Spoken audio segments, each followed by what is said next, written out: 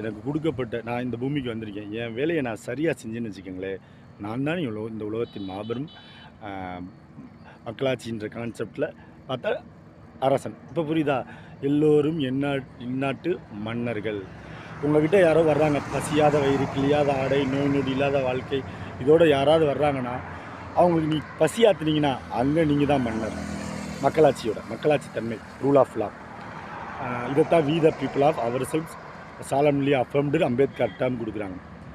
அம்பேத்கர் காலத்தோட கல்வி கற்பி ஒன்று சேர்ந்து அவர் புரட்சி செய்யன்னு சொன்னதோட அர்த்தம் இதுவாகத்தான் இருக்கும்னு என்னோட சிற்றறிவு கெட்டினதை பகிர்ந்துக்கிட்டே இருக்கேன்.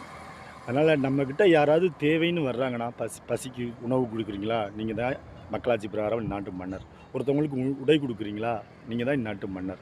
நான் சொல்கிறது உலகளாவிய இருக்க சட்டத்தின் ஆட்சி, ரூல் ஆஃப் லாவை கடைபிடிக்கக்கூடிய டெமோக்ரஸி, மக்களாட்சி, அதை பற்றி பேசிகிட்டு இருக்கேன்.